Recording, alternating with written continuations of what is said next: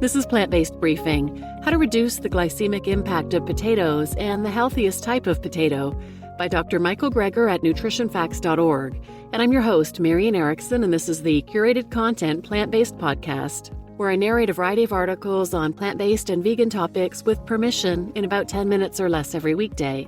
And the two articles I'm reading today are the last two in a 5-part series that Dr. Greger did on potatoes.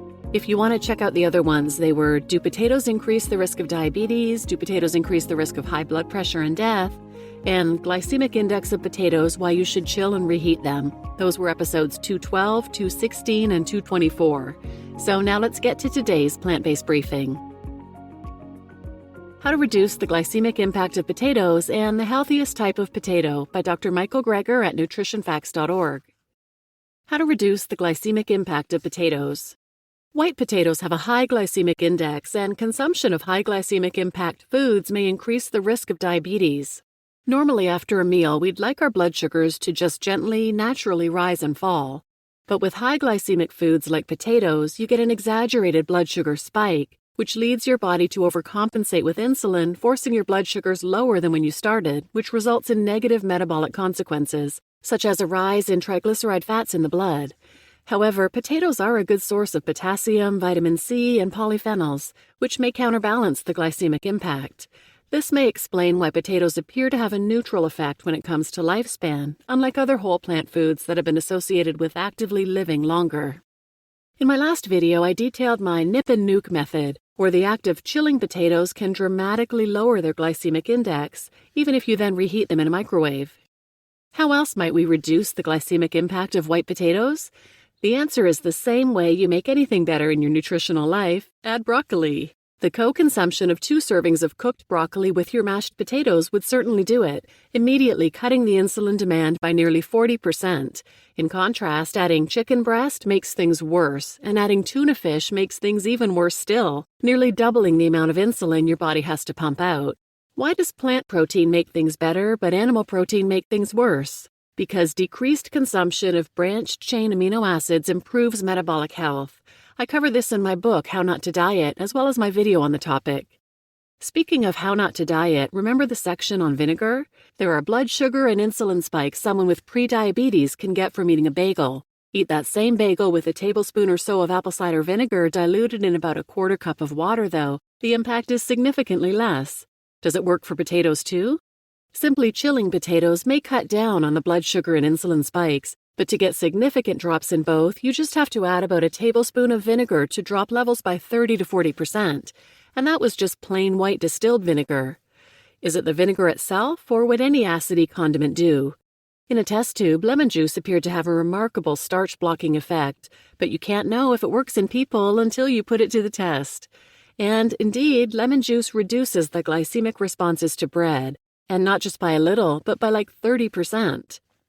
Now, the subjects were drinking a 1/2 cup of lemon juice, but that makes it even more remarkable that it helped, because that added an extra 1/2 teaspoon of sugar, and yet they still had a better blood sugar response. Vinegar is more potent, though. Just 1 to 2 tablespoons a day of vinegar diluted in water can significantly improve both long and short-term blood sugar control in diabetics, which is why clinicians may want to incorporate vinegar consumption as part of their dietary advice for patients with diabetes. The healthiest type of potato. The high glycemic impact of potatoes may increase the risk of type 2 diabetes, perhaps by chronically overstimulating the insulin-producing cells in the pancreas. In my last 2 videos, I explained how you can decrease the glycemic impact of white potatoes by eating them cold or chilling then reheating them, or adding broccoli, lemon juice, or vinegar. What else can we do? Well, if you remember, I had a video a few years back that showed how the pigments in brightly colored berries can act as starch blockers. So if you're going to eat a high glycemic food, you may be able to moderate its impact by spreading raspberries on your toast, for example, or adding strawberries to your cornflakes, or sprinkling blueberries in your pancakes. No, I'm not saying you have to put blackberries in your baked potato, but given that the natural color compounds in fruits can slow down starch digestion, what about pigmented potatoes? Even just yellow potatoes like yukongold may be preferable to white, but the best may be purple potatoes. Not just purple-skinned potatoes, but purple-fleshed potatoes.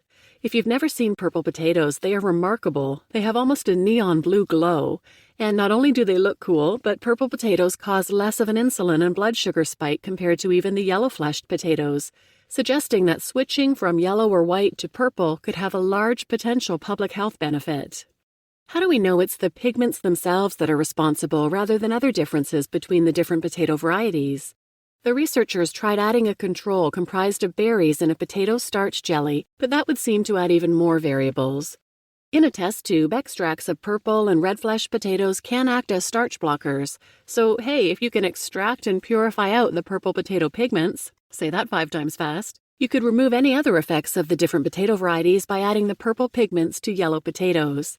And lo and behold, compared to just plain yellow potatoes, you can get a suppression of the blood sugar and insulin spikes. This way, you don't get that overshoot reaction where your blood sugars can actually drop below fasting like you might get otherwise. Instead, you get the gentler up and down in blood sugars you'd expect from a lower glycemic food. The authors suggest purple potato extracts could be produced to make into supplements or fancy functional foods, but these health-promoting compounds may be more cost-effectively received from consuming purple potatoes themselves. Purple potato pigments may also affect inflammation. The Potato Association of America likes to paint potatoes as an anti-inflammatory food, but what they don't tell you is that this benefit may be limited to pigmented potatoes. If you randomize people to eat a small white potato every day for 6 weeks versus a yellow or purple-fleshed potato, the purple potato group achieved significantly lower levels of inflammation compared to the white potato group, measuring both C-reactive protein and interleukin-6. Pigmented potato consumption also alters oxidative stress. Within hours of eating a large purple potato, you get a nice 60% bump in the antioxidant power of your bloodstream, and this translates into less free radical DNA damage. If you compare the antioxidant activity of white potatoes, yellow potatoes, and purple potatoes, yukongold has about twice the antioxidant power as white, but purple has 20 times the antioxidants. This is comparable to what you might see in berries. A half of a purple potato has about the same polyphenol antioxidant complement as a half cup of blueberries. Purple potatoes can increase the antioxidant capacity of our bloodstream, whereas straight white potato starch can act as a pro-oxidant and decrease it. Eat a purple potato, and over the next 8 hours, the antioxidant capacity of your bloodstream goes up. In contrast, if you eat white potato starch devoid of any pigment, you can end up worse off than where you started. Okay, but does this translate into different physiological effects? Yes, indeed. Have people eat either purple potatoes or white potatoes for 2 weeks, and the purple potatoes improved a measure of arterial stiffness, whereas the white potato did not. And this translates into a drop in blood pressure, even in those already taking high blood pressure drugs, suggesting purple potatoes are an effective blood pressure lowering agent. But what about the toxic glycoalkaloid compounds in potatoes?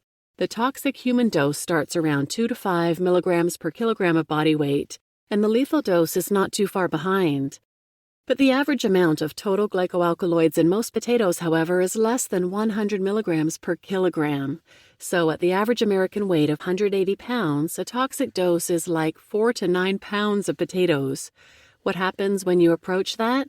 It's possible you can get nausea, vomiting, or diarrhea that could easily be confused with something like gastroenteritis or food poisoning. Some people can start to get sick at just 1.25 milligrams per kilogram of body weight, or even 1 milligram per kilogram. That would only be about 2 pounds of potatoes at the average American weight. It's also possible they could start accumulating if you eat them day in and day out.